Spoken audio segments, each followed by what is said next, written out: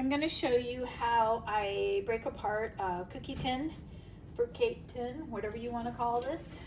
And what I'm going to do is I'm going to use this tin here, and we're going to cut that up. First of all, I'm going to go over the supplies that you need. Very important that you use a pair of safety gloves. And these gloves are going to help you with those sharp edges that are on the tin. The tin will have sharp edges at some point. They will be almost like razor blades. And pins, depending on the angle that you're cutting. These are my favorite. This is by a company called NoCry.com. And they are cut resistant, not cut proof. I have, had a shard or two maybe go in here, but for the most part, these are wonderful for protecting the hands. I pretty much guarantee you will cut yourself if you don't wear the gloves while you're cutting this up. This is the first tool. It's an aviation shears, very heavy duty, and these are just, these are the workhorse. They truly are. This one is by the Midwest company. Love this one, I really do. So this right here is a really nice aviation shear. The other one is, this is called a nibbler, and this one is by Knips. Knips is, it's a brand, and these right here have a like a little, it almost doesn't look very sharp, but it actually will cut away this part of the metal where it is on a seam. So any seams, I go ahead and I use this with the nibbler, and it just kind of works like this. The other pair of shears that I use, these are Fiskars, and I find these in the sewing department and craft stores, but these are really heavy duty, and they do have a serrated edge, so you will have a serration on your metal. The final pair of shears that I use, these are called Joyce Chen shears, and this is really kind of a big shear in the industry. Anybody who's working with thinner metals can cut the metals very easily with these. So once I get in, and once my pieces are all cut up, and I've gotten through the seams and I've gotten through the bends, then I go ahead and I go with my Joyce Chen scissors, and I really like those. Sometimes there are pieces that just get stuck that just need a little bit of finessing. I just use one of these pliers, and these pliers do have the serrations in here so that they can grip. And this right here is another really good brand here. This is the Tool Shop, but I got this at the Home Depot. So those are the tools that I use. So for now, I'm going to just pull those aside, and I am going to bring in a tray. And the reason why I bring in a tray is because when I cut, my pieces kind of go everywhere. So this way, my pieces will fall in here, and we'll just go, I can catch them. You don't want any of your pieces to land on the floor and then walk on the floor and then have some little shards that stick in your feet. That has happened to me as well. One other thing is safety, and because your metal can fly, I would recommend wearing safety goggles or glasses so that you don't have to worry about those flipping up in your eye. So safety is really important with the tin, believe it or not. So what I'm going to do is I'm going to start off by breaking up this tin. By the way, this tin cost me about $15.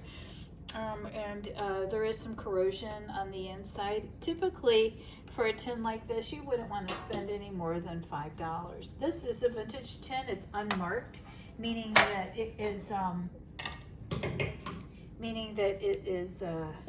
not one of the brand names.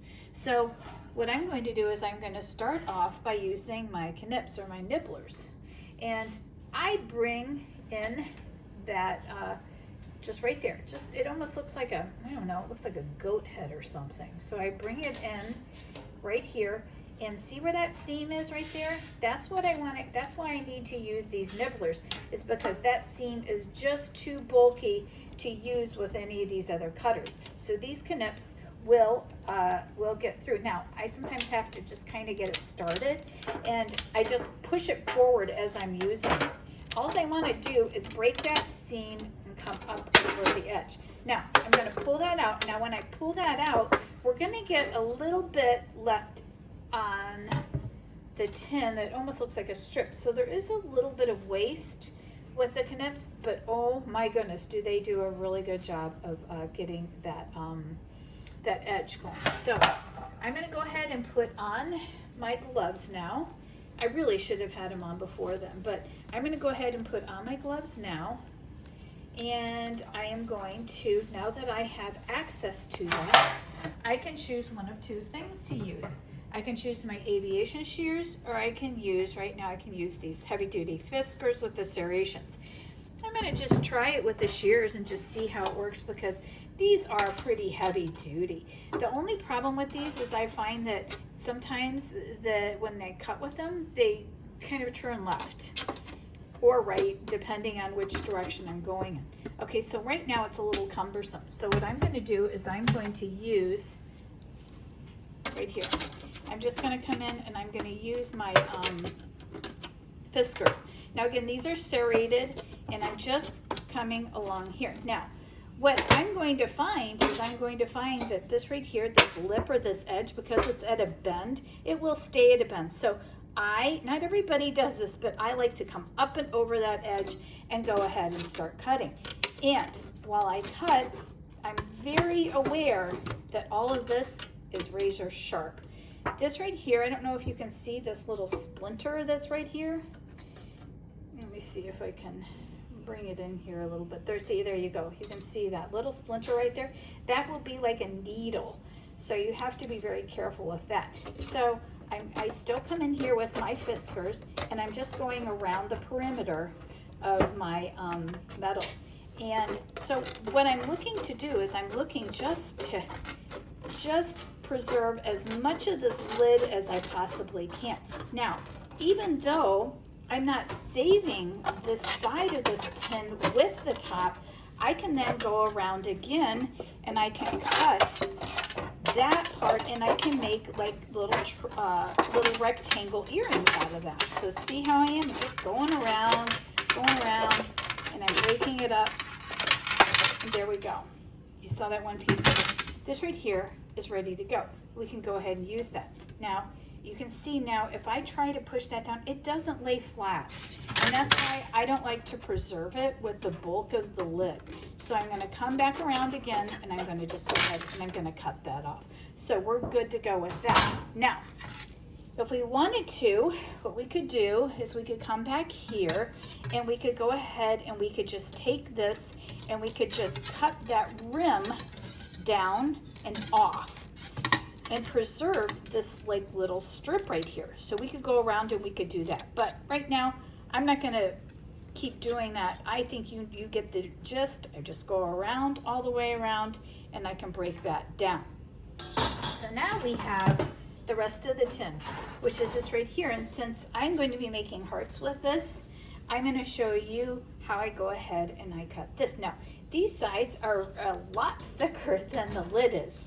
So again, I want to go back with my nibbler or my Knips.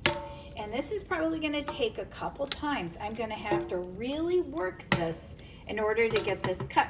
I go to the left of the seam or to the right of the seam. That's up to you now, because you'll see this will slide, but I'm holding this, pushing it towards me, and I keep pushing it in. And I'm just going to just use my nibbler as far as I can, because I want to get past this other ridge here.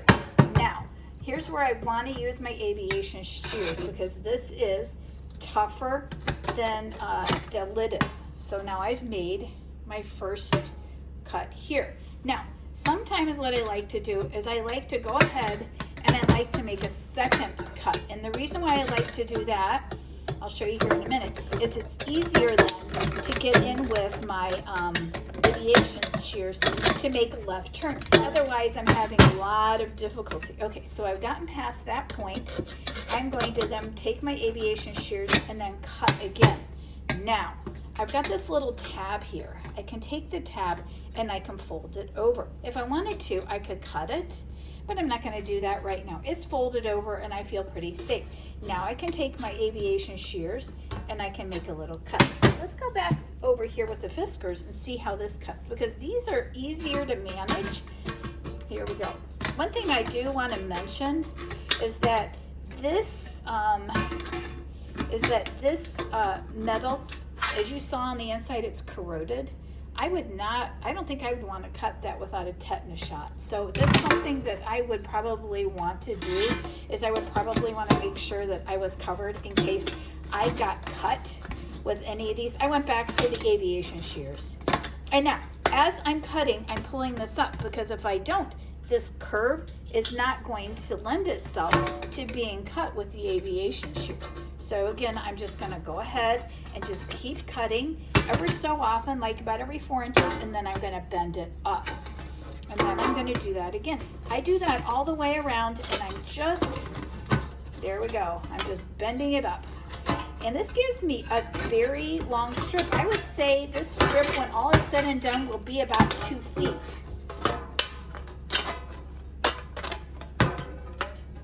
Also, the other thing you want to be careful about is right now the strip is grasping my shirt, and it is, it can tear your fabric.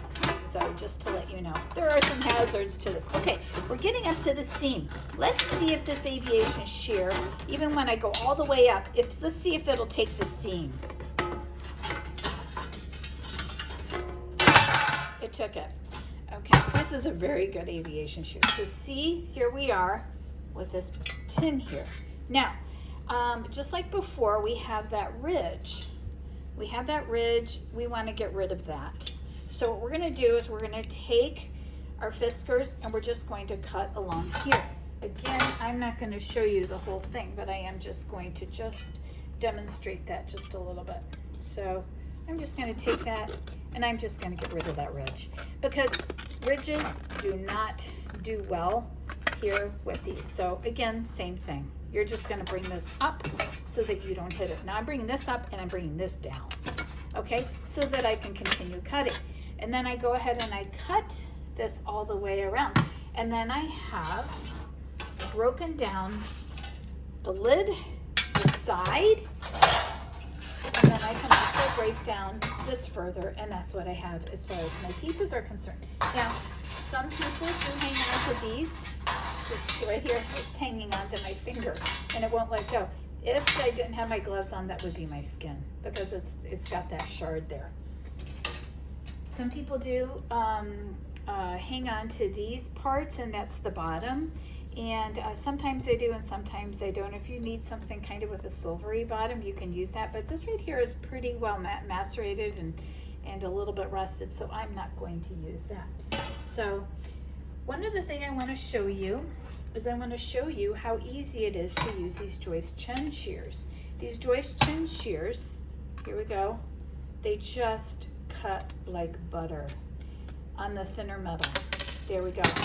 So that right there is a really, really good, like when you're talking about working with really fine, thin pieces, look how easy it takes a curve. Almost like you're working with paper, but not quite.